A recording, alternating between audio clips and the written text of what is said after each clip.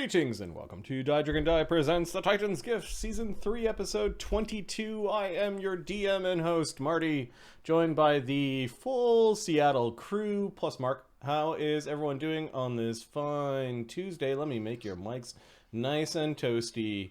Back to where we pre-checked them. Okay. Alright. Hey, what's going on? Howdy. Hey. Woo! Yeah. Yeah, we're not all talking at once. That's pretty enthusiastic. I like it. What's going on? How's everyone been? Haven't seen some of you for 2 weeks. Mark, I saw this weekend, so I don't care about you. No, I'm kidding. I'm kidding. I'm having a sandwich right now. People care, Marty. Give it to the people, Mark. What's up, baby? The wife went to the spa for a couple days with a friend of hers. No, go ahead. So I've been sitting around in my sweatpants playing video games and watching TV. Nice. And it's been the best holiday I've had in a long time. Here's a show that's too violent for her. Let's watch it again. Which show is that, Mark? Suicide Squad. Oh, okay. The latest one. Yeah, she tapped out as soon as Pete Davidson's face exploded. Oh, God, the latest one was actually good, too. I enjoyed it, yeah. Yeah. I kind of like the fun. shark dude. The shark dude was good comedic. Yes, he was. Yeah. Yeah. I forget their names. Just there's too much. Too King much Shark? to remember. Yeah. Pretty sure his name's just King Shark. I think so. It is, yeah. Is it? Yeah. I wasn't going to admit it, though, because I'd sound like a huge nerd. I think everybody already knows I'm a huge nerd. You're on a Pathfinder street. I don't know. I don't know if you know this or not, but you're on the internet playing Dungeons and Dragons. Thank you, Mark. Oh, Thank you, Mark. shots fired at all of us. All right. Hey, Wither. What the Mark? Yeah, Mark joins this campaign whenever Mark's schedule allows it to.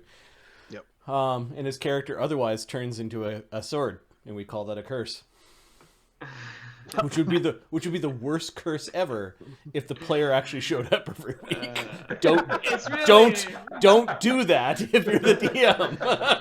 Don't do that. It is legitimately a curse because that paladin steals loot and then disappears, and that loot is It's a gift, too. It's a gift. We can sweep a lot of things under the rug when he's not around, too. Like, It's not a curse on the paladin, it's a curse on the party. Yeah, it depends how you look at it. There might actually be combat tonight, so we'll see how you guys feel at the end of. Yeah, exactly. oh. We'll punch something. All right, so In Mark's that case, the paladin saves us. watching super violent TV. Matt, what are you up to? I've been playing some Elden Ring, for sure. Nice. That's actually a pretty decent game.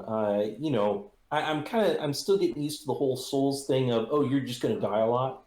Yep. That's once you get used to that. Also, getting used to you're going to die a lot here. Go do something else. Yeah, this is not a good place for you.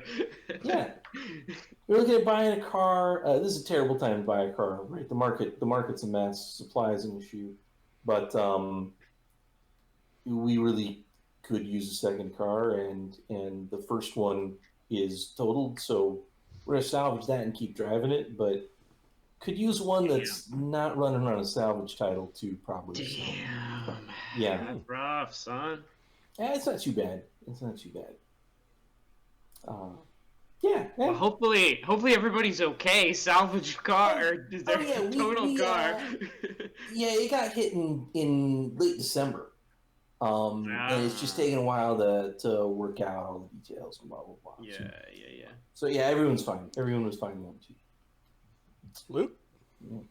Yeah. Just living the dream. Yeah, I've been playing Elden Ring as well. Pretty sweet game. Trying to figure out a way to play it with the missus. I had a real sweet workaround where I was gonna go and get the Xbox out of the garage at the house that's like a condemned building, and then I could plug that in and then stream it onto my phone and have one of those controller phone situations and sit next to her on the couch while she's on like the desktop. Oh wow. But the Xbox is locked somewhere inside of a cleaning service vault right now. So that workaround didn't even get tried, guys. I was so excited to put it into production there. So we've been playing like separately. I've been doing the just like it seems like I only should invest in my core attributes, so I only put my level points into strength. And I don't know if that's a bad idea yet or not. It's been so far so good, but I'm early level, I think, so we'll see. So you just He-Man your way through everything? So That's it, yeah. That's I it? just want to get a giant anime sword and just be giant two-handed anime sword guy and try and hit it as hard as I can. Yeah, that's it. like Guts from Berserk. Exactly. Yeah, pretty much. Neil? So yeah. Good to be back, man. Yeah, Very we haven't good. seen you in a while. Yeah. What's shaking? What's happening? Went on holiday for a bit, went to the lovely island of Hawaii, or Oahu in Hawaii, and that was great fun. I wasn't there for a month. It might seem like it, but I wasn't there for a month, contrary to popular belief. It was just the timing of the travel and so on that, made it seem weird. But we had a great time. There's nothing like relaxing and sitting on a beach, doing nothing, eating some ice cream, swimming in the ocean, that sort of thing. Helps the soul recover a little bit. That seems to be the escape place on the western coast, is going to Hawaii.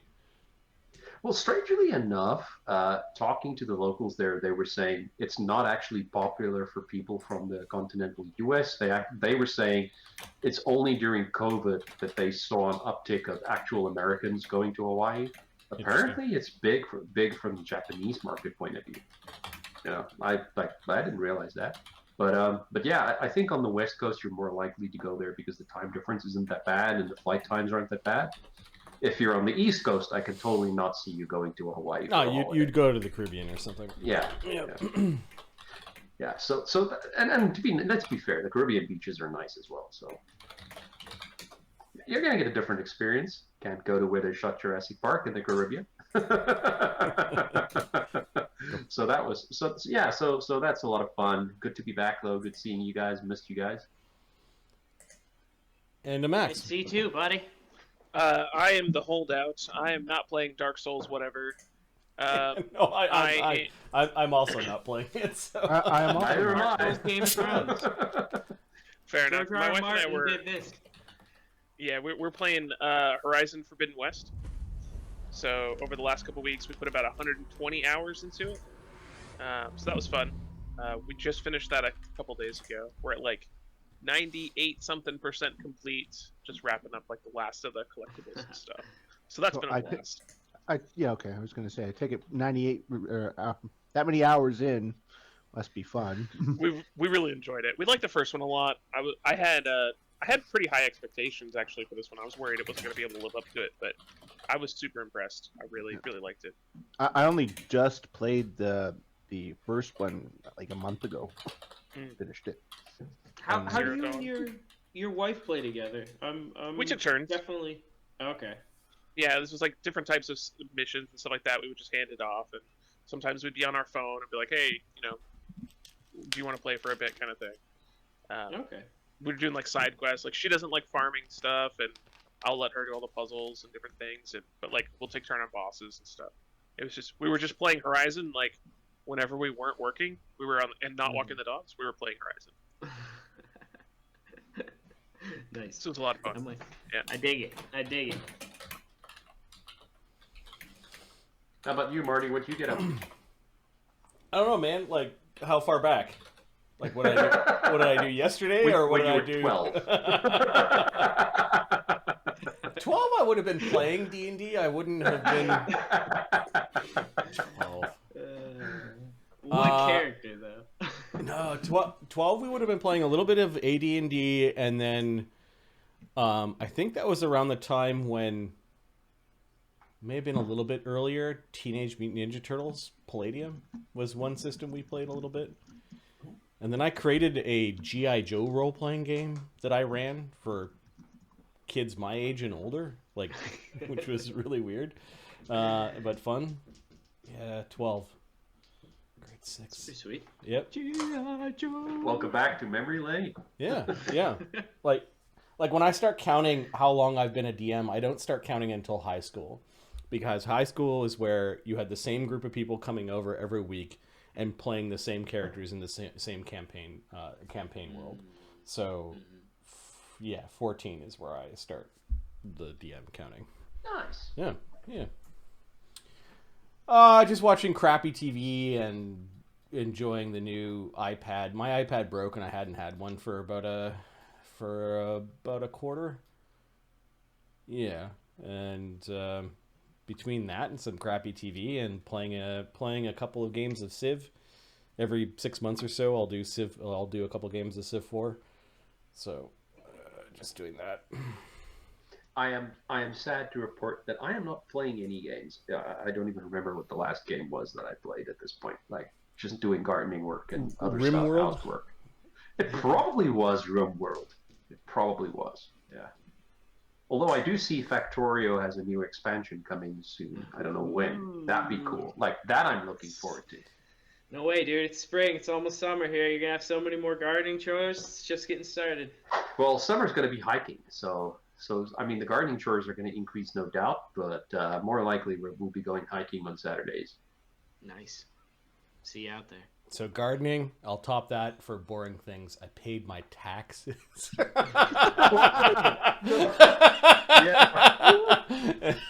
Anyways. Yeah. Yeah, all right. Let's do a recap of what happened last game. Mark, Neil, are you guys all caught up with what's been going on? Or No, I'm not caught up. I have not been able to. All right. To... Let's go back No, to... but in my defense, my character's not caught up either. So he's... Just so Mark, go take your headphones off for a couple minutes. Yeah.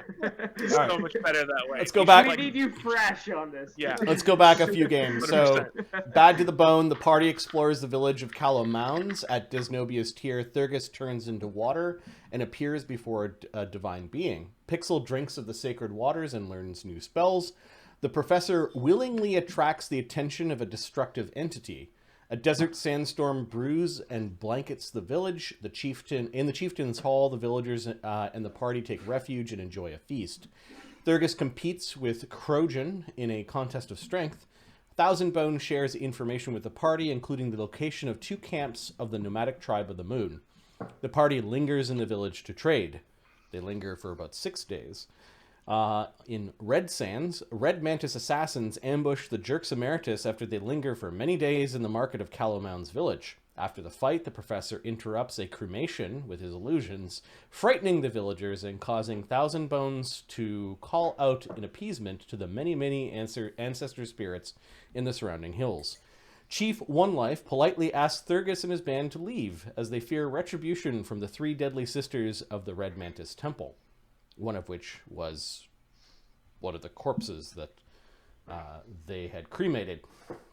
Last game was Scaredy Cat. The Jerks Emeritus leave Callow Mounds, bound for the territory of the Tribe of the Moon. Along the desert road, they find a long-abandoned shrine and hideout.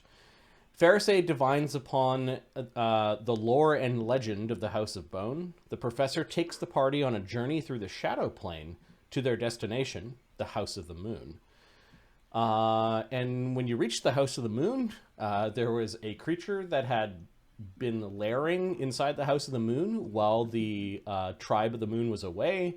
The initial scouting party of the Tribe of the Moon came across this great beast, which turned out to be a, I don't want to say agent, a pawn of the 3-headed Titan. Thurgus ended up basically in a one-on-one fight with it. Did tech help? The tech helped a little bit, I think. I think tech was like Yeah, he cleaned up some of the stuff outside, and then he came into a flank and did a bunch of damage. Yeah, it was the Red Reaver whose roar would instill fear into the bravest of warriors and a bunch of these spooky desert lights that seemed to feed off of fear. You killed the Red Reaver. It seemed to be adorned with a bunch of magic items, like somebody had dressed it up, and saved the advanced party, or the advanced party of the Tribe of the Moon. They invited you into the temple and brought you before a shrine of Iambulus. Iambulus appeared to be a very skinny Titan, where in your minds a lot of the Titans were like very muscular, big bearded, kind of Zeusian males. This one did not fit that mold. Let me see if I can find its token. House of the Moon. The burial of the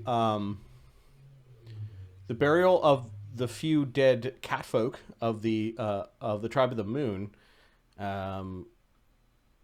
was a curious one. They wrapped them with care into with funerary shrouds, and then kind of pushed them into this hollow compartment beneath the statue of Iambulus, the Dreaming Titan, and they disappeared.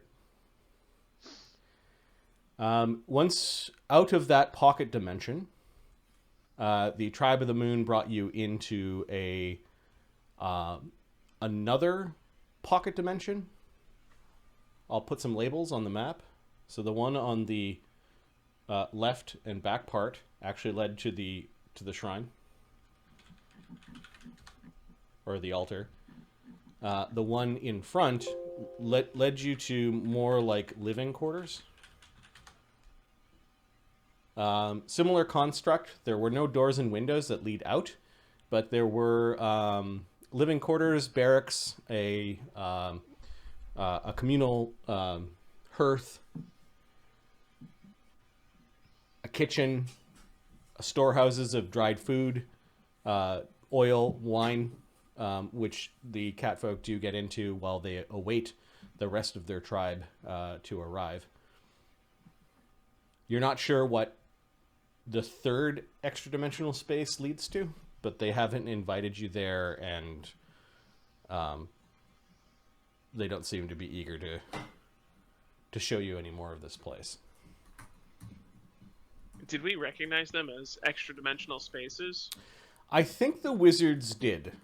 Okay. I didn't know if it was like planar travel or teleportation, or if it was like other rooms in this building or something. No, it was definitely tied to the spot. Yeah, I guess give me spellcraft checks if you guys care, or just tell me what your base spellcraft is.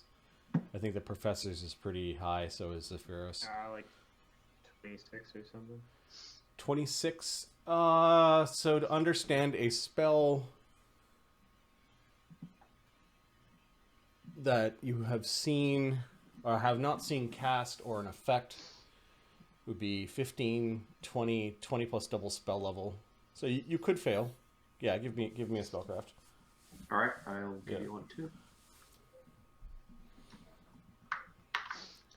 I'll give you a +2 to the roll because you've seen it happen a couple of times. Both of us? Yep. 35 for me. Oh, wow. Okay, so Zephyros, all that you know is that you caught a bit of conjuration magic. 33 for the professor is minus 26 level spells. That's not very good either. It took you somewhere else. You don't know where that somewhere else is.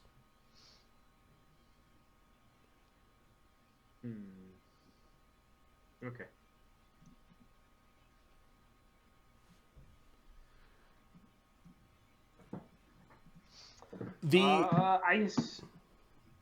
Are we in the living quarters? Yeah, you're in the living quarters. It's roughly about maybe this particular area is probably twice the size of the room that you initially left from. You notice that a lot of the catfolk that are here are not on. They've unpacked their gear, but they don't seem to be doing this in any way around the sleeping quarters. In fact, Bukerbeck's kind of gone up to them and has noticed that that there's a lot of dust here, like they haven't been here in some time, and some of them have kept what you think are their bags with their personal effects in it, kind of in a pile near the teleportation square.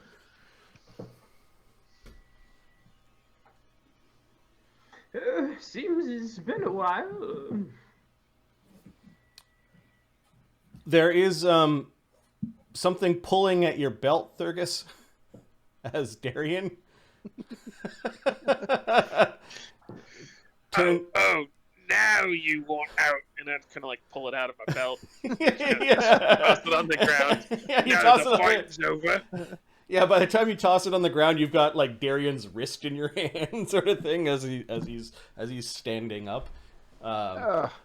His legs seem to come from the pommel, and then his arms kind of come out of the cross guard, and then his head, the blade shrinks into his head. Are we getting, when we see this happen, are we getting used to seeing this, or do we still look at this as that is just not natural? Well, Mark's only been in the game like half a dozen times, so it's probably a thing that you guys are all staring at. The catfolk are all staring at it as well, and you can tell that they kind of want an answer to what just happened. It appears that truth speaker Akram seems to be a little less accusational in his looks and more like he's just noting things down in his book. Suppose that deserves an explanation. Right, Holy Man, you want to tell him about it? And I just nudge him forward in front of everyone. He kind of leans into Thurgus. You're friends, right? Oh, yeah, we just saved all these peasants from this big badass monster outside. Oh, good. Good for you. All right. And we Fine. didn't summon any evil necromancy stuff to do it. We left all the undead at home. All right. Their friends consist of 5 catfolk, female catfolk, and 1 Rakostan catfolk. They seem to have functional but maybe religious iconography on their robes. They're carrying curved knives and these things you think are called chakrams. Okay. Kukris and chakrams. Okay. He walks forward to the truth speaker. This one is. There is one. Yeah, you notice him. He's sort of off to the side. He's writing in this book, and he seems to be like waiting for you to say something. Hi. My name is Darian Montague, former guardsman, paladin, and cursed sword. He puts out his hand. Is that Montague with a G or a Q? A G. He's looking at what he's writing. Yeah, he's writing something in. Do you speak Bastani? No, he does not. Oh wait, he might actually. Hang on, I think he does. No, that's. Yes, he does. He speaks Bastani. Ah, I have 100 questions. You and me both. But they may have to wait. And he kind of stabs the feathery end of his pen towards the Moon Maiden that is walking over to have a look at Darian. I'm Moon Maiden Tekrakai. Darian? She looks at you. You're a knight of Grand Station? It's complicated. the Patreon god of Grand Station guards those that were the ancestors of the victors over the Rakastan nation that was once there. Maybe you should explain it now. Maybe you should go back to being a sword. How long have I been like that? Let's see. It's been about a week and a half, maybe 2 weeks. We all thought you got mad about us doing all that necromancy and raising the people in the middle of the desert. What? He says like without that any... up. The last time you were I don't around have to, but he needs some context. was when you He got all guys upset. came up with a scheme to deal with the scrying wizard. Oh, okay, I think I remember this. Yeah. Yep. Yes, you missed a nice, fun afternoon evening jaunt through the Shadow plane. It was quite informative. You would Yeah, have you loved missed it. me talking to Desnobia too. That was pretty awesome. Yes, I may Okay. be bound now to the Titan of Chaos. Tekra- Let's not talk much about that, though. Tekrakai made note of you saying that and actually tapped the end of True Speaker's book. You notice him going back a couple of pages and writing something in. Speaks to Desnobia is Darian. You're the only one that can really see what he's writing. There's a little like footnotes. Spoke to Desnobia? ? Like Who is Desnobia? Oh, she was like the Titan bride. Yeah, she was all married off and stuff, but she's all really sad now. She's like a slave at the bottom of a lake or something. It's really complicated. do you have knowledge? Any ranks in knowledge religion, Mark? I do. What's your total? 15 ranks. You have 15 total, or 15 total. Yeah, sorry. yeah, Desnobia is one of the god titans of the pantheon of the pearls. She good or evil or neutral? She is more neutral, and it is believed that the pearls were a gift from her husband to her.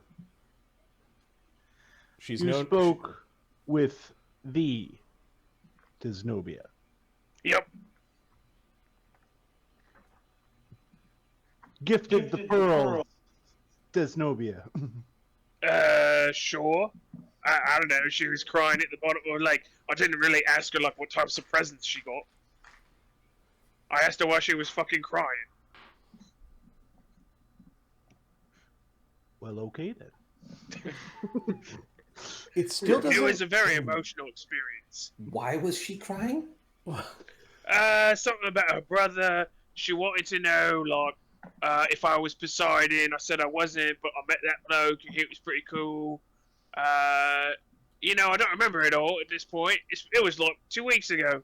But I told her I would try and help her out and see if I could get her free.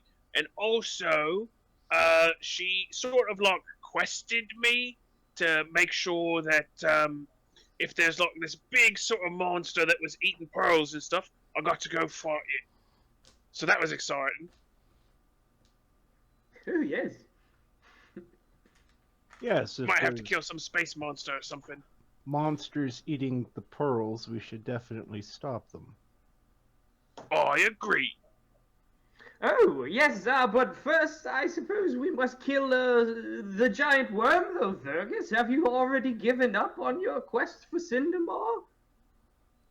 Absolutely not. It's on my list. Truth Speaker, she was about to tap the book again. He already nods. He writes something down. You're going to aggravate Cindermar. Hold on a second. Your stories are making my head spin. First, what is he doing here? Who's she pointing at? She's pointing at Darian. Okay, okay. Oh, I am a bringer of justice, an instrument of the gods. To make right what Darian has is been done cursed. wrong. He saw something quite terrible at some point and was cursed by, was it the queen? Yes, or her evil, what is his name? The demon dragon that is bound to the crown on her head? Certainly we had it here somewhere. It's in my notes. I'll get you the reference later, but he does that sometimes. He will turn into a sword inexplicably. Don't store him in a bag of holding. He gets a bit peevish when you suggest you stole the sword in a bag of holding. Things get lost in bags of holding, and you all damn well know it. So you no longer serve your wretched queen. No, I seek to bring her to justice. Okay. Give me a diplomacy check. Either the Professor, Thurgus, or Darian could be the lead.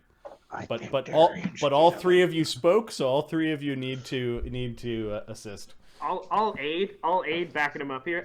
Kazavon, that was his name. Maybe he damned to oblivion. He will be. That's an 8. I I heard- successfully aid. What is this, diplomacy? Yeah. Plus Hey, eight. Thurgus was being I respectful enough. Successfully aided. Professor aids. All right. Let's see if Darian's got the Plus dip. 4. 25, even with a crappy roll. Okay. She nods, but there seems to have been a bunch of name dropping, and you guys were talking, kind of keeping them distracted a little bit. And then when the professor blurted out Kazavon, her face kind of blanched. The other catfolk don't know, maybe didn't register or didn't hear you or didn't understand that name. But Tekrakai seemed very nervous at that, and the truth speaker is now paying very close attention to Henry with his eyes wide. I'm gonna try this. It's maybe a lost cause for me. I think it's either gonna be a perception or sense motive for the professor to read this room and know, or will he just keep babbling on? What do you need, Marty? Sense motive or? Yeah. Give me a sense motive. They're both 4, so it doesn't matter. 21. Is it enough to read this room? Yeah, it's enough to read what I said. Yes, I can see that is a bit off-putting. He is the ancient adversary of your people, no? I do believe he broke the tribes so long ago, or you broke him? He's on my list too. Yes. I hear he threatened the Mage's Tower before we left, gave them an ultimatum to flee the city, and he'd spare their lives. He wants that damned rock inside there, that spell thing. Zephyros, you know the one. You pull spells out of it all the time. Oh, yes. Neil forgets the name of the thing, but Sephiroth knows. Happens to me all the time. The Spellcrux? Yeah, the Spellcrux. Yes, the Spellcrux, but that is here nor there. He is, I do believe, in possession of the Queen, or she is a willing participant. We have some suspicions about where she wandered out from the wilderness from. Perhaps you may have some yourself. This entity, the one that should not be named,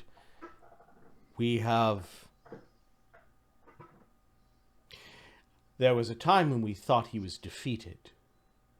Unfortunately, your people, and she's looking at the professor, you kind of know she means humans, took advantage of our weakness after defeating him and supplanted us as masters of what you now call Grand Station. Yes, humans do have a tendency toward brutal violence and domination. It is a weaker trait of our species, I'm afraid. But surely I will, as people are like paying attention to me in this place, nudge Pharisee next to me. Surely, though, the curse singer could expound more upon the follies of man and the evils besetting Grand Station. Oh, don't even get me started. We've done such a number on it. A place of rot and ruin, falling into winter as its excesses have burned it near to death.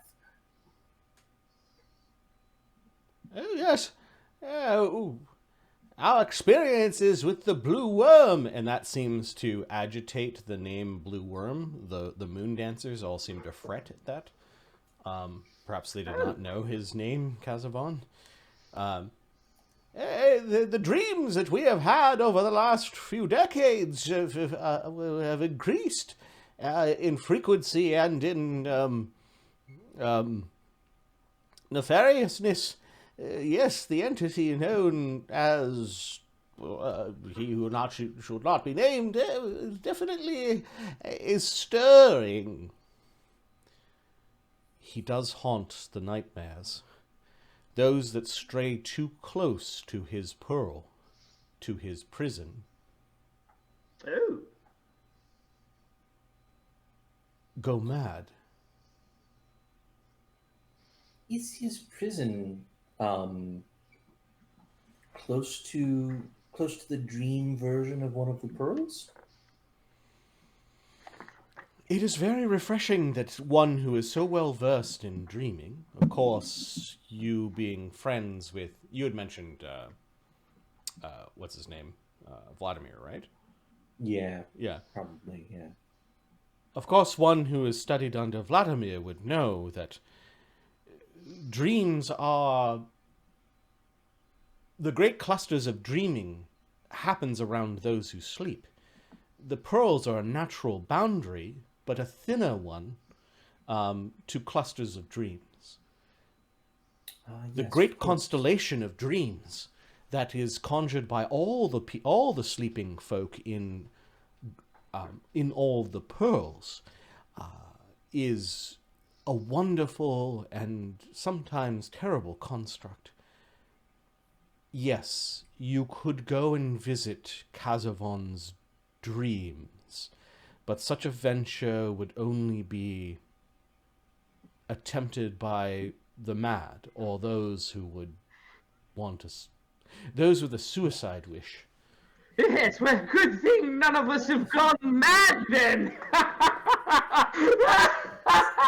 Can you tell me do you have any stories of this blue worm and any association with the Archfey? Do you know of whom I speak? The one with many daughters that slip their icy fingers into the thrones of lands and turn them to winter? Unfortunately, the deep dreaming is one that is filled with peril.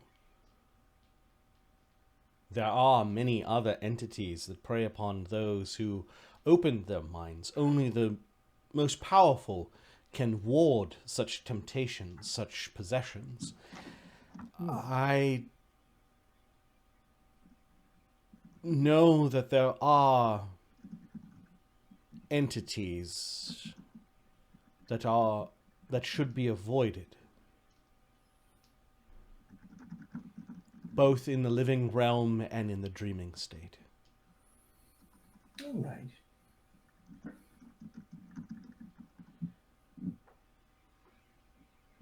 Fortunately, the entities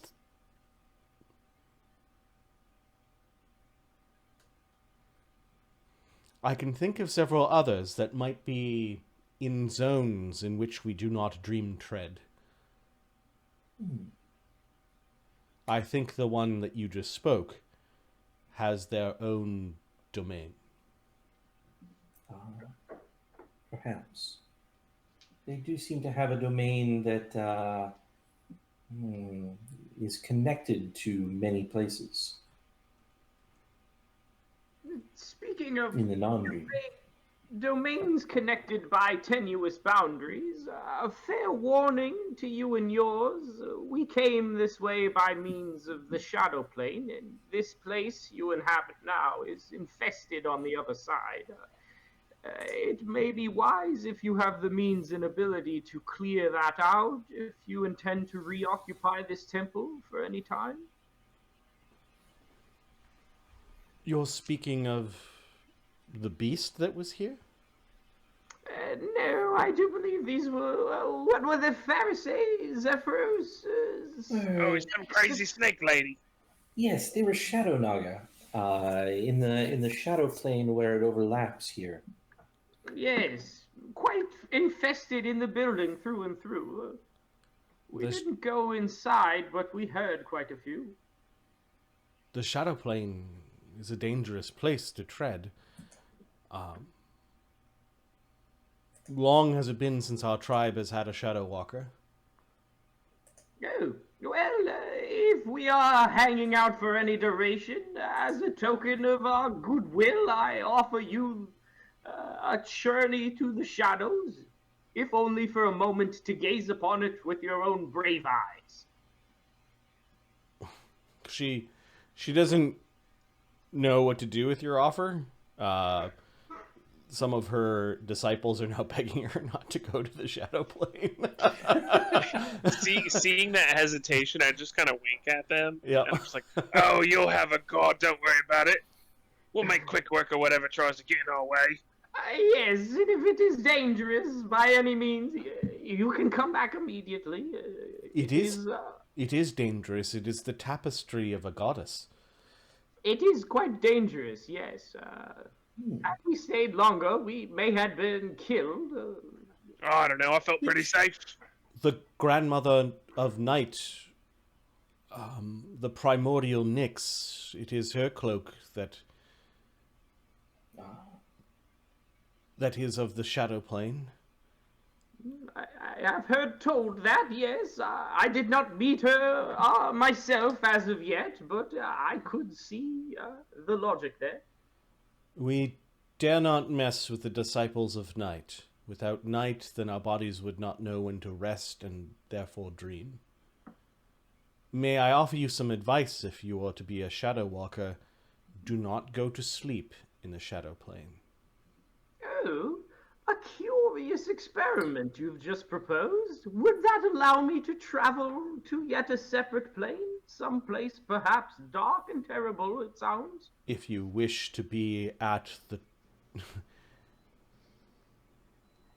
at the hems of Nyx's robes, then do so at your own peril. She's Yes, just saying don't sleep in a pit of vipers.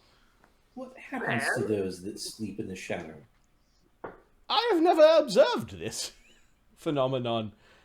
The moon dancers are now pleading with the moon maiden not to go to the shadow Now, plane wait, and sleep in the shadow are plane. we to believe that shadows then do dream, and when they dream of the edge of Nyx's hem, as you say it? An in-between place? I've got no problem checking out Nyx's robes. Sounds like a good time. It sounds like a curious bit of unexplored territory to me. True Seeker Akram's writing something in his I book think we about should circus. put to sleep an enemy before we put to sleep ourselves. At unexplored territory, Thurgus looks at the professor and laughs like he was intending to make a joke. Maybe that's a way out of here. Unfortunately, it may not be. Not sure. But you mentioned another place nearby, I think, that's also infested. A temple of Iambulus, where bad dreams have gathered. Is it infested in the waking world as well, or only in the dream? This is something different from the shadow, she says. Yes. Although the yes. shadow realm is much more susceptible to corruption than is the waking world. Do they meet then in the dreaming? The shadow dreamers and the waking world's dreamers? She seems to think about the this bright like places. she's trying to figure something out that maybe she learned long ago, perhaps. The shadow plane is a poor reflection of the water that is in a cup. A pearl is a cup. The thing that attacks those who enter our temple, that thing comes from outside the cup. Ooh. From in between the pearls, do you think? She nods. This seems to be on the threshold of her knowledge. Saphira seems to recall that when we were on the train traveling between the pearls, we saw some things. Right? We saw some things outside of the pearls. I don't remember what we called them. Tar-heel demons of some kind, I believe. Demons, yep. Let's Yeah. see. They had a few names. So do we get a sense that they are increasing? Did we see them on the train recently? The thing that attacks people at the temple that is not far from here is not a daemon. Not a Demodan? Here we are. It is a great beast whose form we've not able to actually envision, something that we only have nightmares about. Its form is so large that it might encompass the entire pearl, and it's only its tentacles that breach through the barriers between the in and the out. Giant tentacles, you say? Coming from extraplanar dimensional spaces? Preposterous. You've seen this with your own eyes? Caution, she says, I've navigated such dangers. She concentrates for a moment, and her face begins to kind of glow, like she's got some sort of magical tattoo that was invisible previously. My dear, I do believe you are glowing. Is that intentional? This is Iambulus's holy mark. When I was young, and perhaps foolish, I navigated the temple. We ascertained that the beast had gorged itself enough to become quite quiescent. There were only a few tentacles present. I only lingered long enough for me to place my face in the alcove to receive Iambulus's mask. Such a mask helps one with dreaming. You, truth speaker, Akram, you agree with this claim? Yes, we used... Our high priests used to visit this temple quite regularly to receive Iambulus's mark. Only in recent, we'll say, 100 years have we, was there increasing dangers at such a place, to the point where we don't go there unless one as brave as Tekrakai wishes to dance among the tendrils to receive their mark. Oh. The number of tendrils have slowly increased over time. At first I thought it was a linear progression, but in recent years I believe it has become exponential. Oh my. Fergus, are you hearing this? There's many tentacles in need of chopping, it sounds. Yeah, I got that part. I got lost on all the stuff about like ways to escape and different planes and stuff. If you want me to kill something, I'm on board. But if you want me to like navigate pearls and stuff, I'm still confused as to how they were present. And Fergus just looks thoroughly confused. It's good that you're asking questions. Your mind is truly exploring. And we gotta get the fuck out of here, says Christopher. Oh yeah, we also gotta fucking leave. Yes, we will. We're working on that. Tekrakai, am I to believe that you intend to make another brave dance amongst the tendrils? Isn't that why you've come back here? Well, no, we live here during this part of the season for hunting, gathering. Oh, yes. Well, The rest of our tribe should arrive shortly. no. Yes, I do suppose this is not a whole tribe, only a few of you, though I don't believe we've seen the whole temple building complex. There's not much. The tribe carries all that is of value. Do you have a merchant class amongst your tribesmen? Someone who would perhaps deal in books? She says we carry all that we value on our persons and our beasts of burden. We do not have any booksellers. Shame. Always in search of a few lost tomes on different languages. If you come across any, let me know. Yeah, the professor, this tribe, given that it's nomadic, seems to have devolved somewhat from the previous civilization of Rakastans, who once ruled over the lands that, that the sovereigns now rule over. What is your archaeology skill? Knowledge history or something like that? Yeah, profession archaeology, I've got 1 rank in it. It's +5. Okay, give me a knowledge history. That one is +24. Was always a shit archaeologist, guys. That's why I bought my stuff at the marketplace. 36. The Rakastan and Catfolk populations are probably too small to support that level of specialization. Yes, well, I see.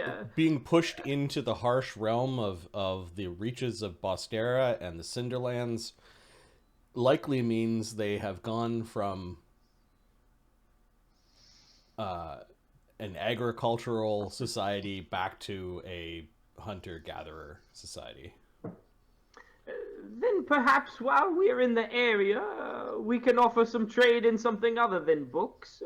Maybe while we're in the neighborhood, we could go cut a few tentacles down for you while we're passing through, and in exchange, perhaps your guidance in the dream realm for a night or two, if you would be so kind as to oblige.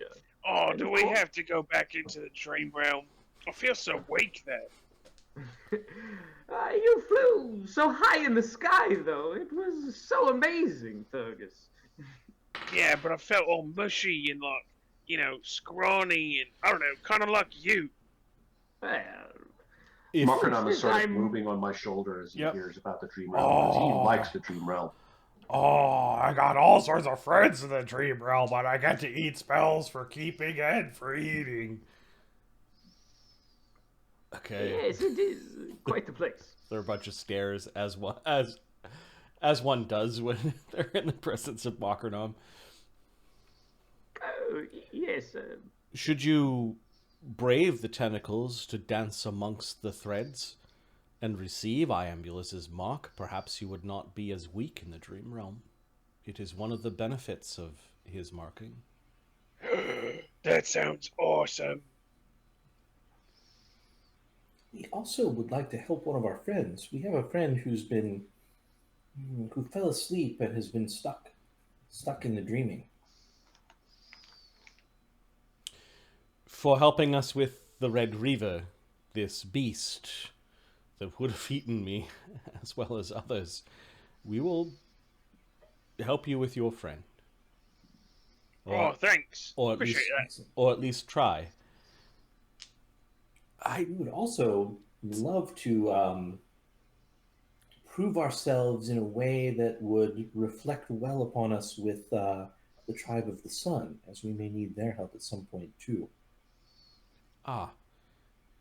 This seems to be an arrow pointed in the direction of why you are here. It is. Both of these reasons are good reasons for us to seek you out and offer to be of assistance.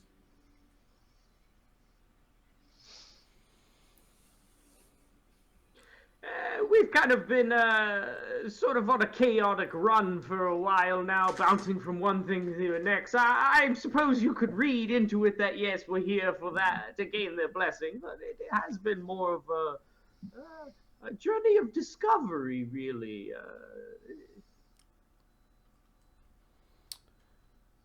And what exactly do you intend on doing to impress the Sun Tribe?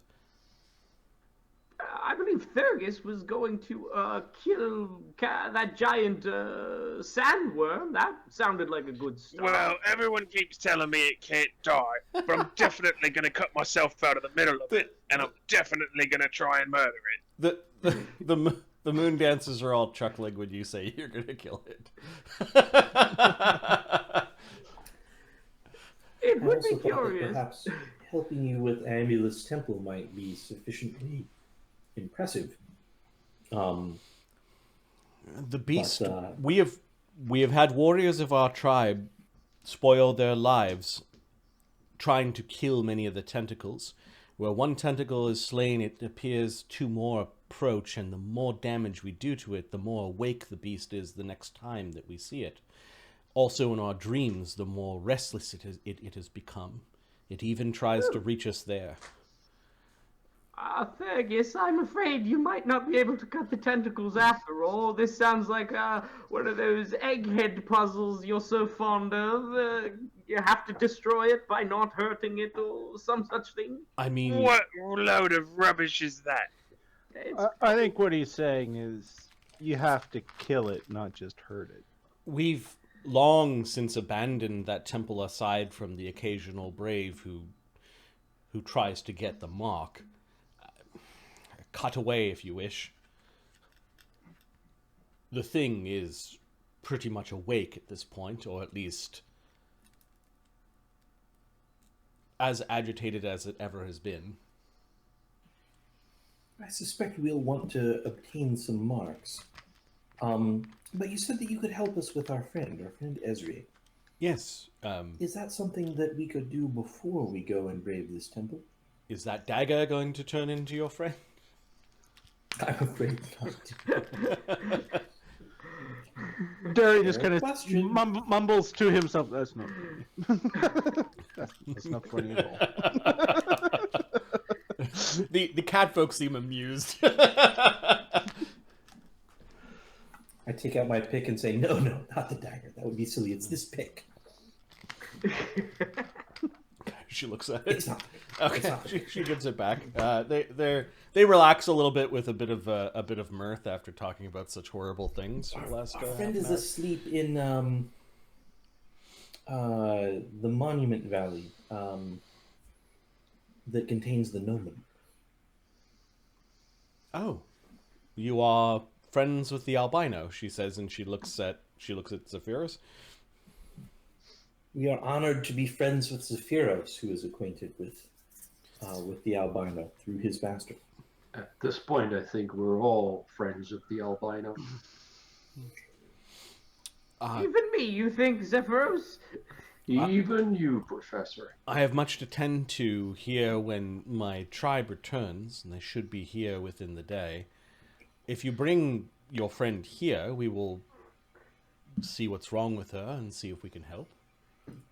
Excellent. Yes, we can do this. Should we fetch her now? Have we studied this place sufficiently? They give you a look like studied it. You might need to spend the night, but When do you intend on trying to slay Cindermore? Says the true speaker. I would very much like to observe your attempt. As soon as these pansies will get off their ass and let me go in the desert, they keep holding me back, saying, "Oh, we gotta save these people. Oh, we gotta go get this, something or other, Iambulus. Oh, we gotta go talk to so and so." It's never that enough does sound murder. like us. Oh.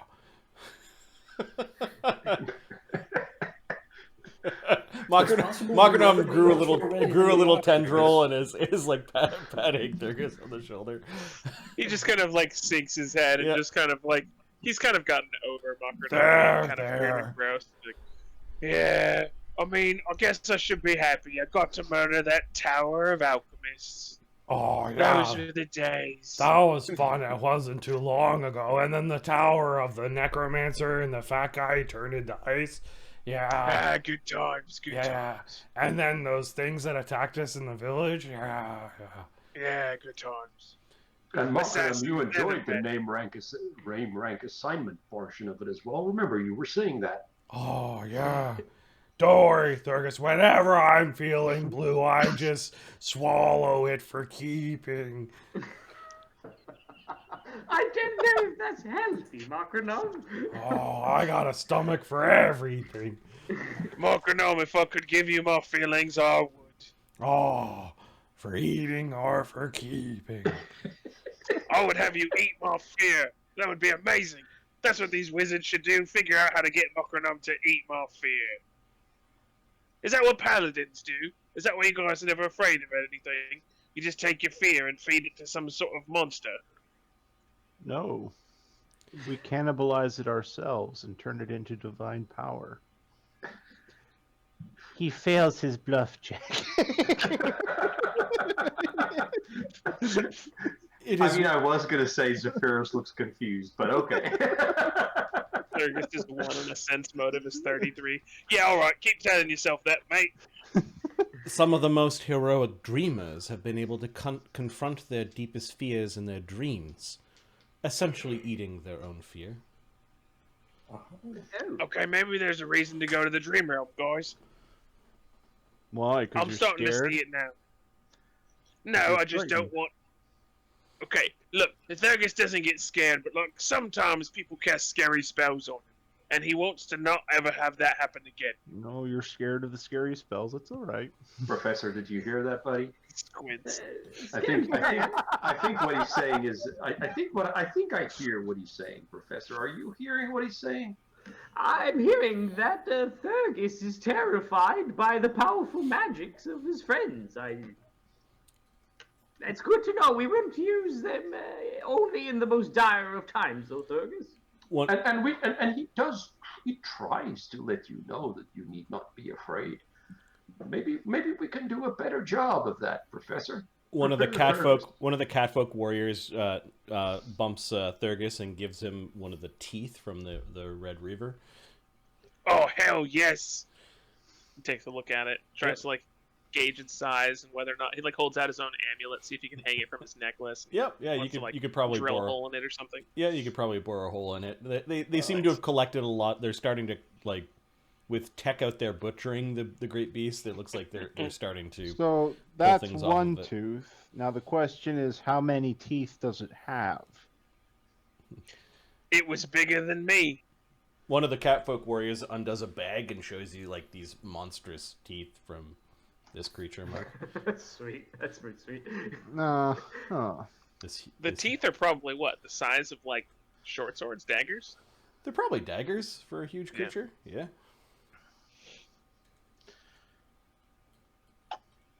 Okay then. So you're saying you want to get swallowed?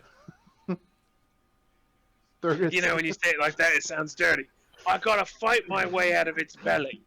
That's part of the trial. And everybody else cuts their way out, and somehow it stays alive. I want to kill it.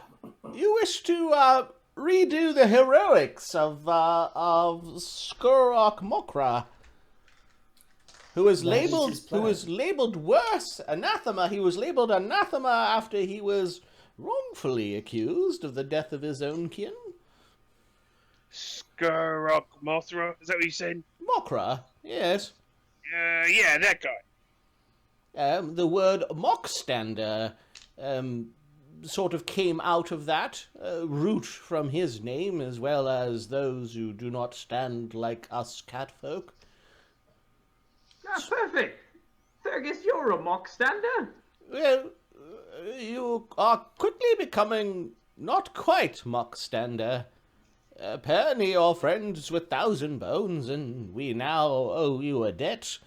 The last of the great tribes may maybe the ones to lift such a ignominious title from all of you. You know, I was never quite sure if I should be taking offense when people use that word. Is it offensive? It means, he shifts a little bit. It means outsider with certain connotations. What, like badass outsider, or like fuck you outsider? Like bloody savage. Not one of us, and shouldn't be trusted with anything important. So no, not like a brick. insulting at all. Depending on how you say it, it could mean, well, stupid? Strange. I've always felt Savage, yes, there's much savagery known amongst your... I will continue to write and observe. Thurgus is not taking any offense to being called stupid, by the way. Yep. He's around like a lot of really smart people, and he knows his role. More, so he's just like, oh yeah, that sounds like me. More and more of the catfolk are beginning to enter the barracks. Some of the catfolk moon dancers leave with their personal effects. Like they're bringing it somewhere else.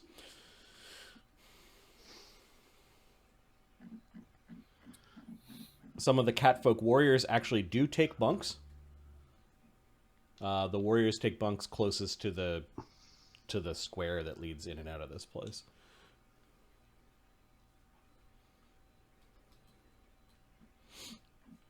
What do you guys want to do? This is really up. This is you guys. Do you want to go fiddle with Cindermaw under the watchful guise of a truth speaker? Do you want to go to the temple with all the tentacles to receive marks of Iambulus if the Titan God of Dreams actually will give you such blessings? I think we had want to go fetch Iambulus Esri first. You want to go fetch Esri? I think fetch Esri first is not a bad idea. I think it's Fetch Esri, Iambulus, then probably Cindermaw. Cindermaw, I think we're probably like... I'd be willing to do Cindermaw before the dreaming place too, if Thurgus is insistent enough. Good suggestion on the stream is do everything at once. Split the party, right? Okay. It looks like Ahmed gave a hero point to Matt, Max, and Luke. Yes. Shall we spend the night here? Perhaps indulge in some dreams, take a good view of this place. In the morning, we'll go fetch Esri, get her all shipshape, and then maybe start scouting out this temple and formulating a plan. It seems either we have to kill this beast in one fell swoop or find some way to shrink it. There was also somebody said, go back into the shadow plane and beat up a bunch of Nagas. That is another option. Yep. You seem okay with the Shadow Nagas having residence in this building on the other side? Yeah, she seems to have left you in the quarters for a while. The tribe seems to be trickling into this place. And it's quickly becoming busy. The offer stands if they want to indulge in some exterminating with us. It might be interesting to explore the Shadow Plane in a confined area. There may be some good loot. You never know what you'll find over there. I think we have enough teleportation magic now that we could go and fetch Esri tonight. I agree. I have 3 teleports prepared. I've got 2 as well. We've got a lot of teleports, but we don't know this place very well. If we all go together, we have quite a few tries. But I can't. That's the key. That's the idea, I think. How many people can we send in a teleport together? It's 1 per 3 levels, isn't it? Yes, in addition to the caster. And we're level 12. Large creatures count as 2. We've got one more person apiece on our teleports. It didn't even occur to me that was a huge benefit of level 12. Nice. yes. That's about. that is. I could huge. take myself plus Zephyros, the professor, and Esri. Let's do that. I think we And- should do that. Zephyros yeah, could take and then we even all- one more. We should probably stick to one teleport party. Then our backup teleports are much more useful. I think that makes sense, yes. I think it makes sense. Yes. But we can take I've the got 3 to- of us, and any of the 3 of us can get all of the 3 of us. Yes. Shall we do it now? Get this over before the evening. I think so. Makranum, you're going to stay here with the door. Oh, that's fine. Yeah. Say hello to Ludo for me. May we bring Esri to you here tonight? I guess we'll. You may not have time to assess her tonight, but is it safe to go ahead and bring her? Yeah, you go searching for the Moon Maiden. You find some soldiers that end up going into that third extra-dimensional space that you haven't been into. She comes out of that space and actually meets you in the main temple proper. Yes, you could bring Esri to us whenever you wish. Splendid. Excellent. I think we will go and bring her to you tonight. Okay. Shall we now? I think shortly after she says that, we'll probably immediately teleport out. Yeah, if she caught the word teleport, she says you probably shouldn't try to teleport while in one of the spaces. That makes sense. The spaces, are they temples of Iambulus on other pearls? She smiles like she's not going to answer you. We will leave from just outside and return to just outside. She nods. We'll We try do the to. same at the albino's place. It's really kind of impolite to just pop into someone's house. Yes, I think that's Usually, fair. All right, who's teleporting? many a mage has died such a way. I'll do the teleports. Fine. Yeah, I think probably Zephyros is good to lead the first one to teleport us to his priesthood temple. Okay, give me a percentile. 7-0. You have been here before. That's accurate enough. You arrive at the Valley of the Titans. I don't know if you want to chat anyone up while you're there, but you do see that there is an agitated-looking Ludo guarding the front door of the vault. We come in peace. He had a sling in his hands and puts it away. Have you had any troubles? Nah. Ugly ladies seem to go and do something down in that valley, but I don't know. Right. Yeah. They're kind of creepy. I don't think I like hags. He scratches his head a little bit. I don't think anybody likes hags. I'm not sure why. Yeah, I'm pretty sure we know why we don't like hags. Oh, you've maybe run into several of them in your past, in your forgotten memories. They shattered your personality. Yeah. Hey, do any of you know anything about a key? I know something about a key. What do you know about a key? Do you know anything about a key? Yeah, I think I misplaced something. Not even sure what the key's for, but I don't know. I seem to recall having a key. Do you want to remember what the key is for and where it goes? Yeah. Of course. I've been racking my brain all this time, and I can't seem to remember. Let's have our friends sit with the albino and prepare Esri for transport. We found a place that we believe she can be helped. Esri for transport? Oh. The Tribe of the Moon. Oh, yeah, you got there already? Yes. Okay. I can spend a little bit of time helping you access those memories.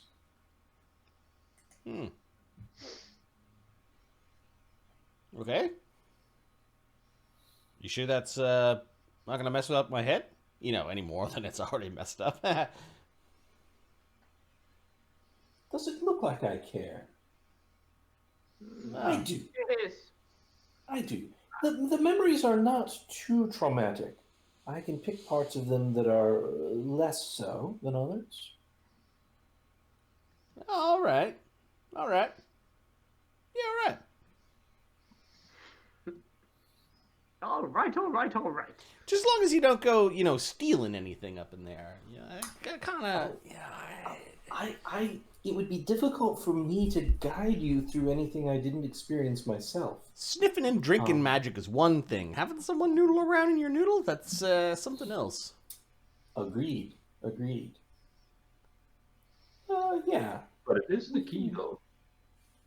It kind of makes me think of that, you know, that game during the spooky harvest festival where you stick your hand in a bowl of grapes and your mother claims that it's eyeballs, and you stick your hand in a bowl of noodles and the brains. What No. a charming childhood you What must did have you had, do as a know? child? I spent quite a bit of time in the courts of evil fae, the unseelie courts. So I have seen bowls of eyeballs and bowls of brains. Is it like that? My mother was a cold wasp woman. All right. You didn't have festivals where you came from? Sephiroth just looks at the professor and goes, "She was what?" Oh, you know, very strict, very cold. There was no love or affection, really, so much as discipline and perhaps a curt nod in recognition of your achievements. And her kisses stung?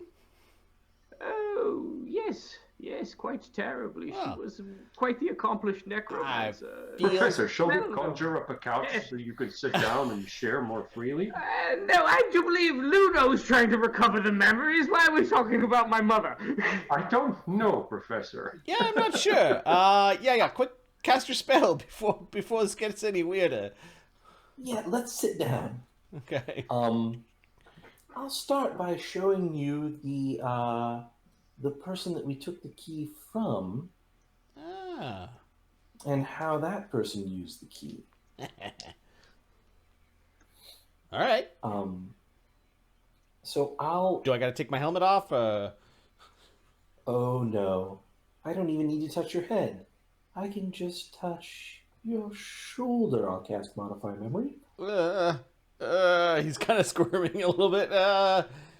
Yeah. Just let it go. Oh, that Yes. Gedron Lamb? Gedrin Lamb. What a creepy fucker.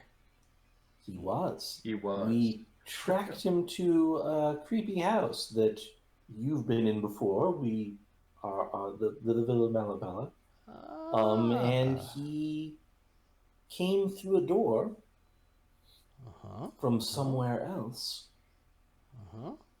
Yes. And we killed him and took the key. All right. I think there's a 5-minute chunk where we both saw him use the key Yep. and we killed him and took the key. Wait, what did he do with the key? Oh, what did he do with the key? He stole things. He used it to get to places where he wasn't supposed to be, and then stole things. In fact, Man, this is really slick. Show me more. we should try and find any other hidden caches that he had, but he was small time compared to what we are now, I think. Yes, we found a way to use the key as well. We figured out how it's used. And so we could go from one place to another through a place in the middle. I'll cast Modify Memory again. Good. And I'll show him a time when we went into the hut. Oh, what's this place? And then within 5 minutes, went out of the hut to somewhere else. That's creepy. It goes there every time? Yes, this is essentially a key to and from the hut. How? Wait. It is Quite a Wait. dangerous place. Why would I? And I had it? Yes, you had the key. Yes. I remember how it felt. Yes. You liked the key very, very much. It might have been a little unhealthy, but none of us wanted to take it from you. Ah, nah. Yondins can't be cursed. Right. Convenient. The last time that we used the key, we had been in this area, in fact. Can you show me the last time I saw the key? I can try. What I'm going to try to do is access a memory of his from when he used the key to go through the JE door. Yep. From here To rescue back Manny. to the hut. Yeah, or back to our house to go get something, I think. I don't even know that it was to and rescue to get Manny. the like tank contraption. I think it was just like to get the tank and Manny. We had that like I think that might have claw been it. machine. Yeah, Yeah. How did he move the claw machine around? He would ride in it. There's like controls. He would do pilot checks. It's Yeah. he was the pilot of it. Yep. And it was an apparatus of qualities. Remind me, did he ever get it out of the hut? Yeah. It was back at the mansion, Villa mansion. Yeah, I think we pushed it through a large door, out of the hut into the mansion. It was so long ago that I actually And don't then remember. I think he went back. I think maybe he went back to get it. Hmm. Yeah, I think to get him and Manny. Because where were we when we last saw him? Yeah, he went back to do something, and it might have been to pick up Manny. Because Manny got left behind, and Yeah, I think what I want to do is I know when he went through the door to go and do that. Yep. But he never came back. So I can start the memory, and I'm curious if I can use modify memory to just kind of keep going along that path. Yep. And get him 5 minutes and then another 5 minutes from there. Which probably is not enough, but Ludo and Man. Okay, this is the beginning of the plague. Ludo meets Yadira, a Fant healer, and learns of the plague that is coming to Bostera. Ludo and Manny use the key of infinite doors with the intent on fetching the apparatus from the Villa Malavella. They do not return. Yes. But I think the apparatus is also not in the villa. Yep. So they must have gone through the door into the villa, grabbed the apparatus, gone through the door, got popped before they could come back out. Yeah, I want to know what happened to me. We also saw a vision of him being sort of split with a mirror, and a mirror him kind of coming out or something. Like maybe he got swapped into the mirror or something like that. I can't remember exactly what that was. It might have been something Zalara showed us. He's like looking in the mirror, and the like evil ones like laughing at him from the other side. Oh yeah, I remember the mirror. I certainly remember the mirror. I think I might have used modify memory to bring parts of that back. Yeah. I was with one of the daughters. Remember? Yeah. You were with Yeah, I can't remember which one. Yeah, the false The looters. crazy one, I The think. false looters got it. Yes. But let me give him another 10 minutes of memory if I can.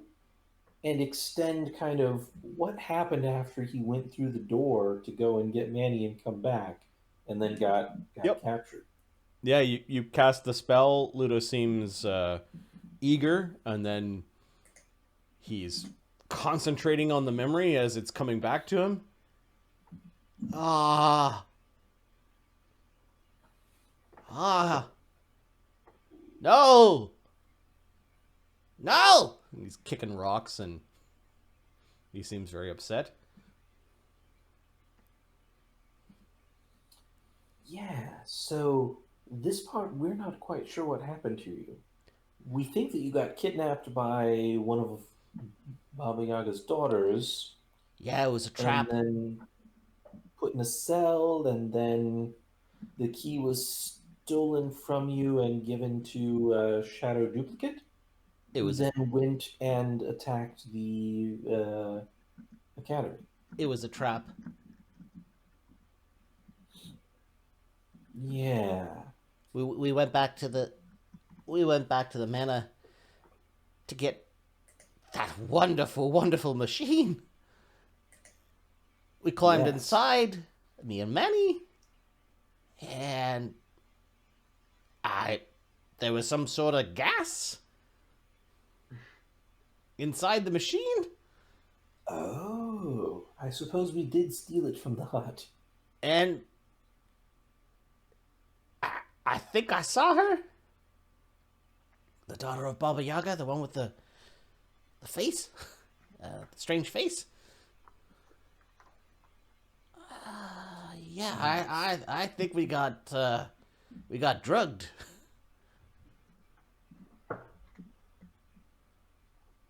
That makes sense. I couldn't get out. I tried to open the door. I tried to.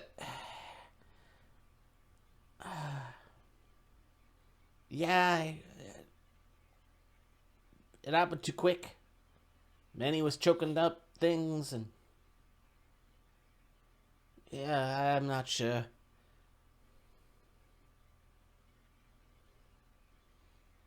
And the gas happened when you first got into the apparatus of Qualish at the Mansione? I was inside the apparatus. And were you back at her hut, or were you still at the Mansione about to... I actually didn't see that part. I just saw that there were people on the outside of the apparatus that started appearing while we were choking. Oh, well, we know that they can use keys themselves without... I think they can use the doors without the keys. They can even control whether the keys work on a door. But do they know about the Mansione's location, Pharisee? Well, I don't know. She does. You know, there's another possibility, too. Maybe there's more than one key. Yes. Oh, quite possible, yes. I don't know. They laid a really good trap, and Manny and I couldn't get out. I've since solved the problem about poison. Ludo smiles. Oh. No, it's an alchemist trick. Anyway, now you know what the key is and what it does. Yes? Yeah. I got enough of it back that they...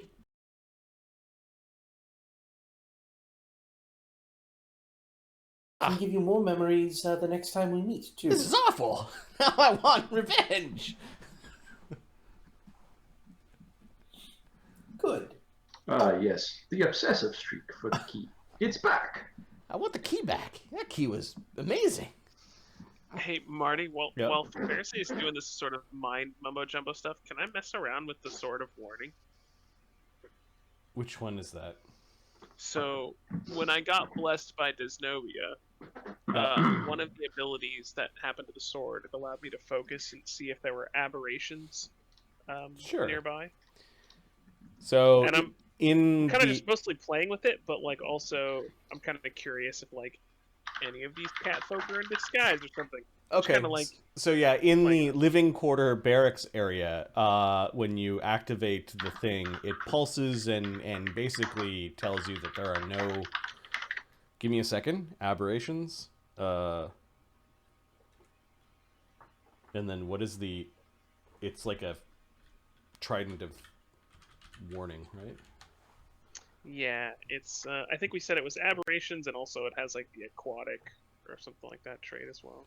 Oh, this is the blessing you got from the Titan's Bride, Desnovia, Yeah, when you were in I'm Hawaii? mostly just curious. Okay. I have a feeling Yeah. it might ping off of Macronom. Yeah, it pings off of Macronom. You know that there is a an aberrant shape changer. Okay. That's pretty cool. Mimic. I'm just mostly just messing around. There's with one of them, and it actually you know where his location is. Right. Macronom kind of sprouted a little eye and looked around when you kind of pulsed the weapon, and then it went back into the rucksack that he was pretending to be. I'm just gonna mess with it, and I'm gonna poke and like scratch at the little barnacles that grew on the sword to see if like they need to stay there or something like that, or if I can get them off. Yeah, as more of the tribe arrives, most of the more commoners of the tribe do end up in the living quarters. You pulse it a couple more times, keeping a vigil, and you I don't know there are no aberrants amongst them. Okay. Or Cool. anyone that registers in any way aside from Macronom. You do determine that this may agitate aberrations, or maybe just Macronom. Like, he seems to like look around whenever you do it. He hasn't figured out that it's coming from you yet, but he does move every time you. Okay. Like, he looks around when you pulse it. I don't tell him yet. Yeah, okay. It might be an interesting way to figure out which pot is Macronom when he's playing that game. That's cheating. Determine the location, depth, kind, and number of aquatic predators, or as this thing does, the number of aberrations. Okay, cool. That was it. I just it's what Thurgus is doing while Fairstays Okay. digging into brain science. Yep. I think you've given Ludo something to think about. You do go into the ossuary vault and are able to procure Esri. The albino has put her onto a litter and has her kind of wrapped up in a shroud.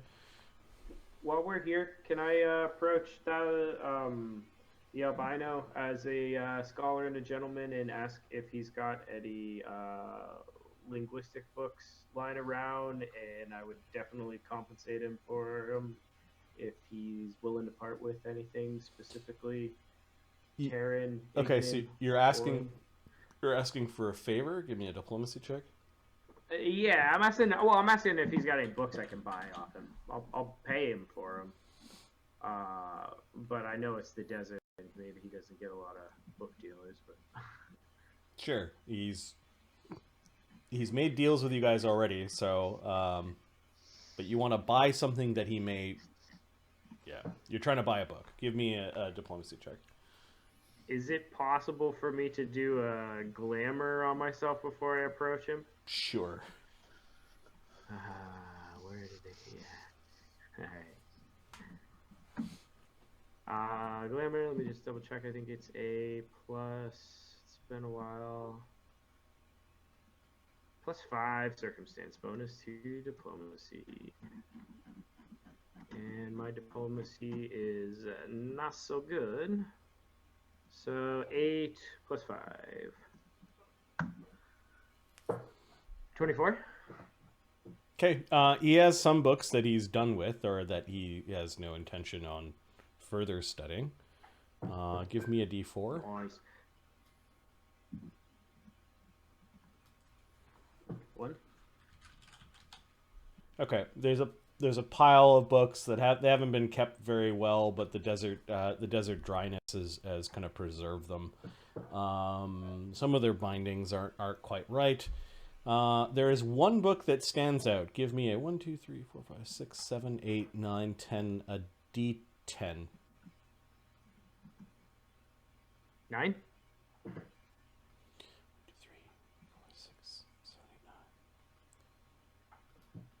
Okay.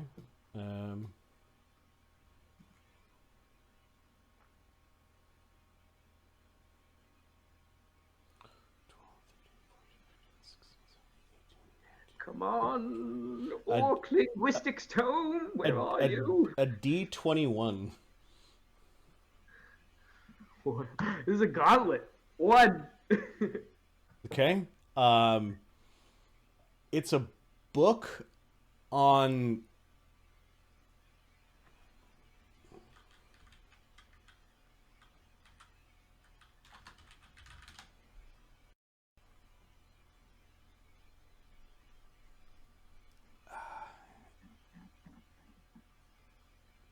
it's called To Move with Shadowy Grace. It is written in Bastani and seems to be a holy treatise of the gods of Araya Sher, who is an inheritor god, who's called the Eyes in the Night. She is the goddess of shadows and luck. When the dreaming priestess was really agitated about the shadow realm, about Nyx, Araya Sher, you're like, well, wouldn't that also be where Araya Sher lives?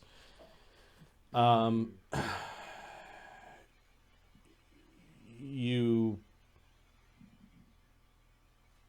look through the book, and some of the poses are actually look like they're quite difficult. With study and practice, this might actually help you increase your acrobatics skill. Ooh, interesting. The book is also magical, so there might be some sort of latent magic about the exercises that are placed within. How do you spell that goddess's name? Goddess's...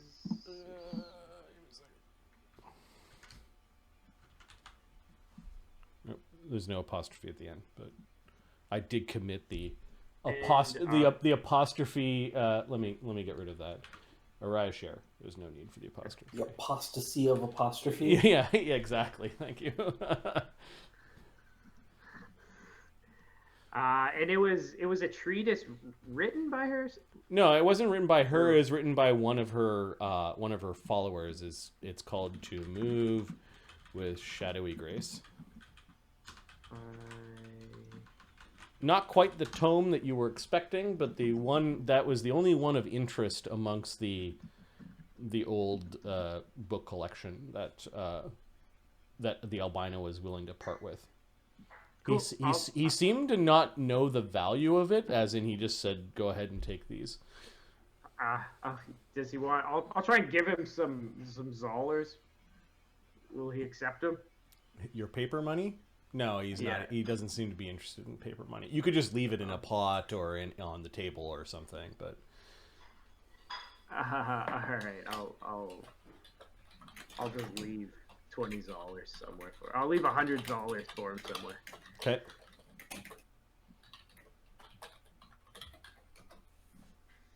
And I'll add that to my character sheet. To move with Shadowy Grace.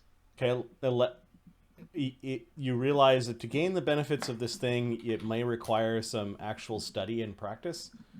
I'll spend my nights reading it. And in the end, might actually grant you a bonus to your acrobatics. Where looks did the interesting. professor It's got leave my his eye. money? Just wherever the exchange happened, just like when he was walking out or when Albino turned around, like on a table or something. Okay. How much money did you leave? Is it? I left him $100. Okay. Which is probably a fraction of what the book is actually worth. I maybe don't know all of that yet. Can I appraise it first, I guess? Give me a second. An unnamed, a non-standard bonus to a skill.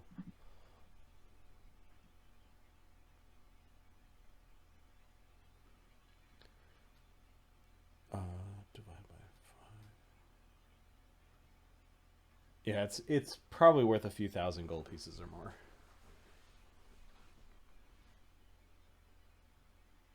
I think we lost a Luke. Sorry. You should sorry, what was leave. that last You should leave behind all like the fancy stuff, like the coral gecko and the platinum decanter, and just like It's leave statuettes. you think that you could gain a permanent benefit from this, and that slowly over time the magic would recharge in the book, allowing somebody else to gain its benefit. Okay. And did I hear how expensive it It's is, a few thousand gold pieces. You'd have to figure out whether the book recharges and at what rate. Bino, you've got me in a bit of a pickle here. This book is quite valuable. I was just looking for introductory language tomes to Orcish. Do you not want compensation? I'm trying to be I have scripture here. already studied it, and he goes onto one foot and balances himself on some toes. All right, and I thank you. I'll get to reading it this evening. You little ones have much need to scurry out of the way. Yes, you're not kidding there. I almost died the other day, Albino. It was not pleasant.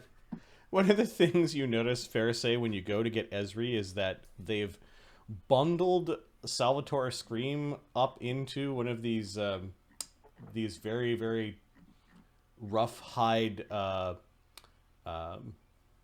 shrouds.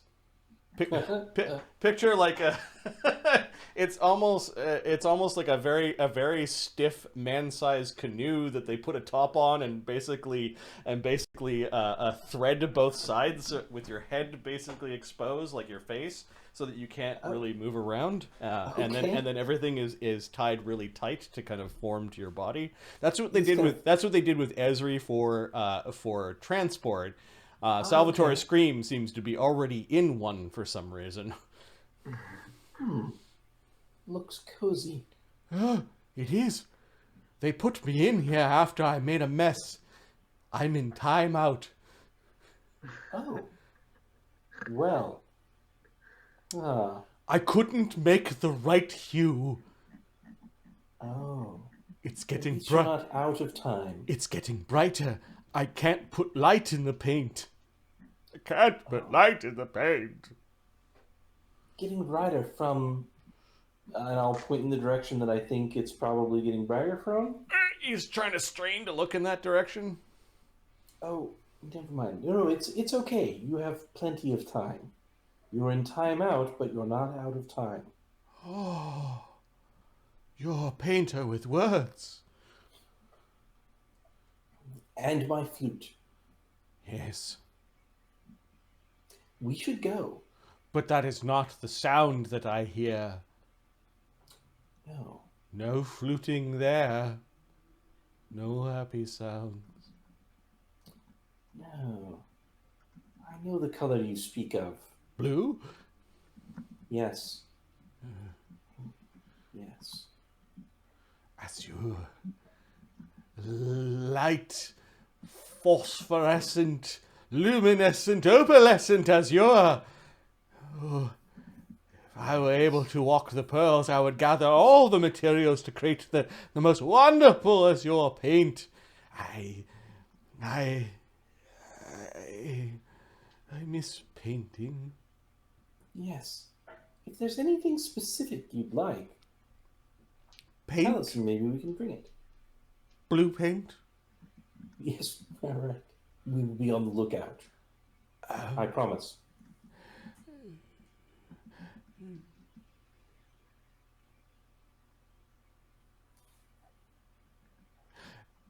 An end to this?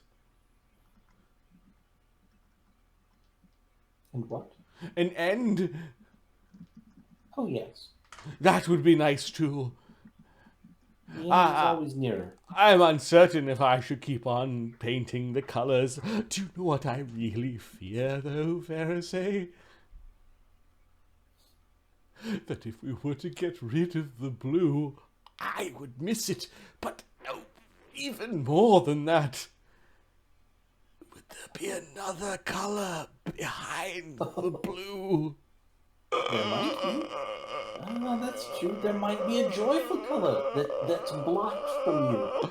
Oh, You cannot see because of the blue. calm down, Salvatore. Calm down. Yes, relax, buddy. Carlo and Yolanda's resorting to being nursemaids for the quite insane Salvatore scream. Thank you for caring for him. They both nod. They notice you taking Ezri away. They don't have too many questions. They're basically hiding out here for fear of teleporting assassins and wizards. Yeah, that makes sense. I'll still leave my $100, even though I know he doesn't want it. That's fine. Alrighty, Subtract it from your sheet. And we are teleporting back. Yep. We're gonna try at least. Alrighty. Give me a percentile. You've been here once. 59. 59 is sufficient to return to the House of the Moon. What? Politely, Look at these politely outside. You can see Tech is still hacking up the Red Reaver into packs of meat. And a lot of the tribe folk have arrived. There are guards outside. They know that you are friends of the tribe and let you in.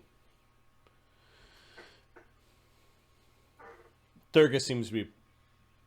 well... Yeah, Thurgus, you're pretty confident. You've searched every single time people have come in and out of this living quarter space. There might be a few individuals you haven't checked yet, but most, he's not crazy paranoid. He's just kind of playing with it, trying to understand it, get a feel for it.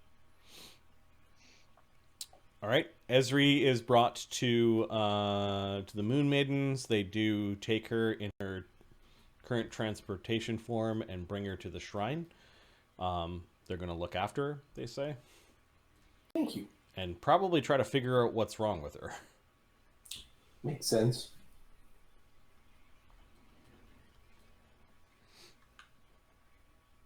Okay. You do spend a night here. Most of the villagers and most of the warriors do sleep in the living quarters. The Moon Maidens and the Moon Dancers must be sleeping somewhere else.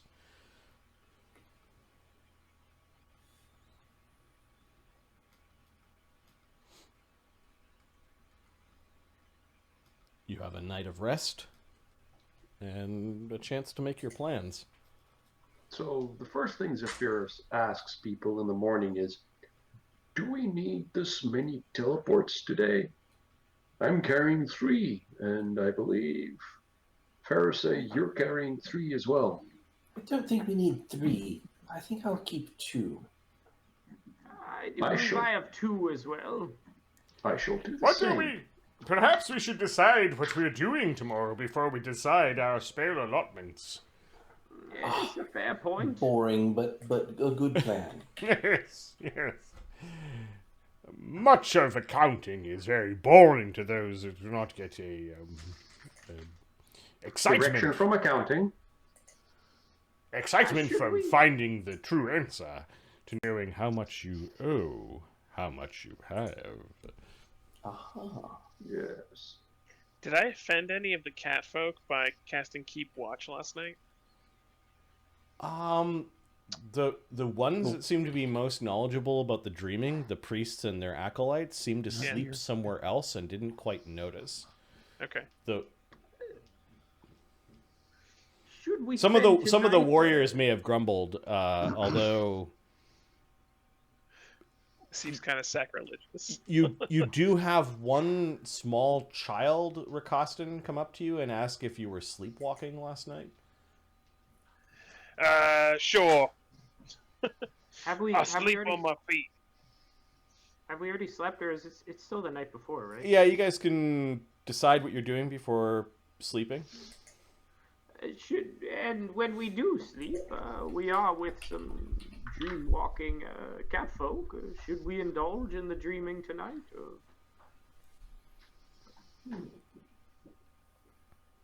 Thought we were going to wait for Pixel to report back.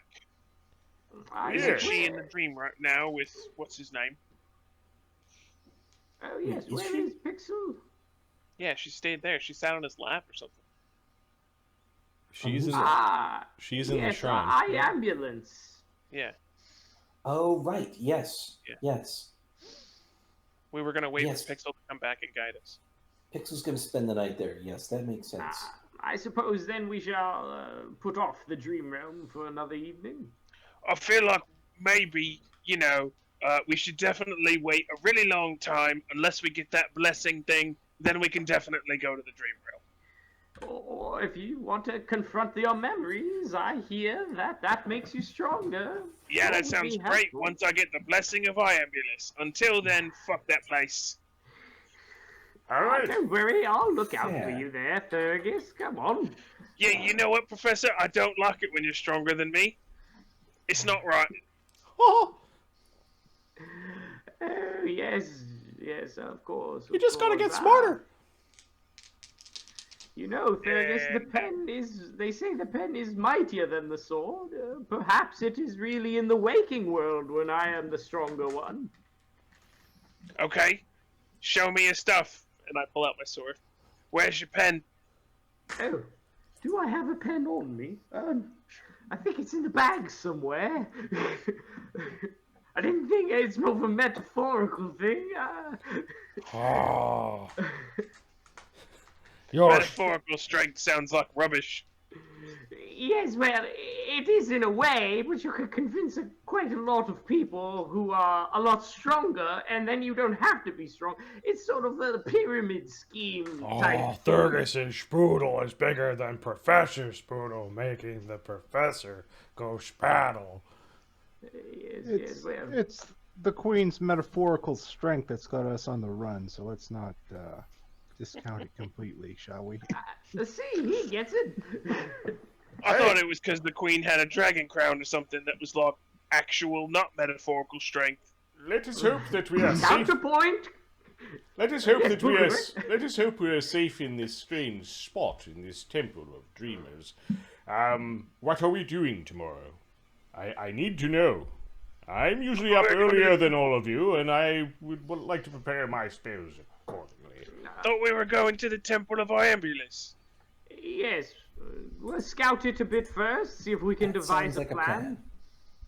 And then kill whatever beast lurks there. Scout it? That's like spoilers for combat. You're taking all the fun out of my life, Professor. The Temple of Iambulus is a few days walk. We can So get we there could in be an there hour. in an hour or so. Are we going to go via that shadowy plain? I got a better idea. Why don't we just ride the wind? Whoa. Oh. Is that something we can do, Darian? It is. Well, I say we do that, Bukabek. That sounds like an interesting, How? like a leaf on the wind. I'm sure Darian's got it covered. You must be familiar with the spell Windwalk. Not familiar with it, but I've heard of it. Well, I've heard of it too. And then I learned it. Excellent. Halcyon grants his paladins the ability to walk on wind? Yep. As always, the details are forthcoming. Well, the safest guardians of a civilization would be paladins of Halcyon. Oh, the great markets that they would keep safe. The true and wonderful commerce that would happen amongst the people under the watchful guise. I now understand why Grand Station has been so successful as a nation. Yeah, we were doing all right for a while. A bit ironic that the chief god of the bygone monarchy of catfolk that once ruled over that place was also Halcyon.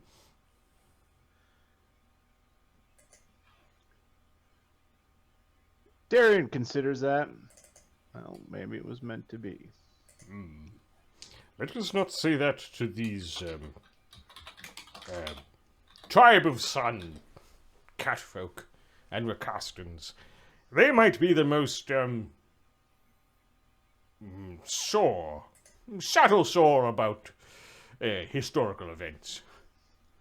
They have every right to be. Yeah, all right. Fighting some tentacles. Different spells are called for than, well, maybe not, than jumping into worms' bellies. Worms, tentacles, they're almost the same thing. I'll detect magic where we are once we're like settled into the room and see if there is magic that is giving us the effects of a mage's private sanctum. And if there's not, I will put one up at some point early in the evening. Okay. Detect magic reveals that there is a strong conjuration about the entire place. I will focus on it, and have I cast it yet today? I'm looking for Arcane Sight. Sorry. I think I might have cast it earlier. Yeah, I cast it earlier in my. I will try and spellcraft this and see if I can figure out what magic it is. Zephyros, Pharisee, care to lend a hand? You guys already If we tried need this, remember? Oh, did we? Yeah. What was it?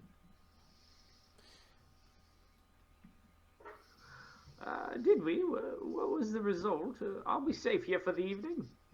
So conjuration, you're wondering, you're not sure whether it's the conjuration of like a permanent teleportation square leading you to another place, or if this place is actually a pocket dimension. Oh yeah, because we're in the living quarters place. Yep. Okay, Yep. right. No harm in casting the spell. We've never crossed a boundary that we could not see through, which is sort of the hallmark of a private sanctum. Let's give it a try then. There is no overwhelming, there is no abjurative effect that would suggest that this place is free from scrying, however. Yeah. I will start casting Mage's Private Sanctum. Okay. So the party sleeps under the Mage's Private Sanctum.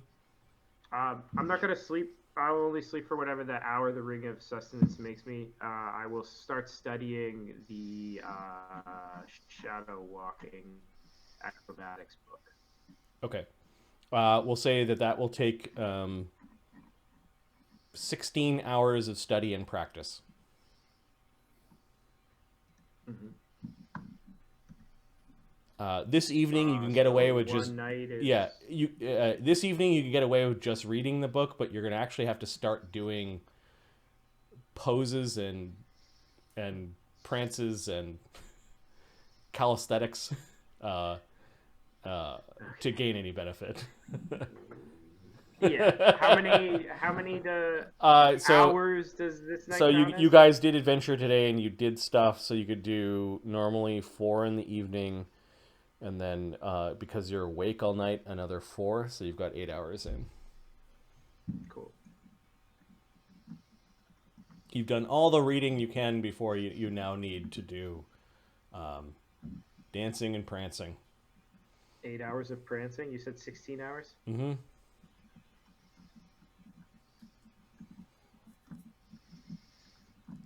The party sleeps in this place while Iambulus has a holy temple here. Your dreams are no more or no less different than a normal night. The moon dancers and the moon maiden Tekrakai do not sleep with the common folk here. They must be in that third space, or maybe spending time in the third space and the shrine. Morning does come. There are prayers that are said in the morning that are kind of greeting, the prayers are greeting the day, people are writing down or sharing what they remember from their dreams. Nothing is it doesn't seem very profound, like you're hearing kids talk about their dreams, and nothing nothing prophetic or magical.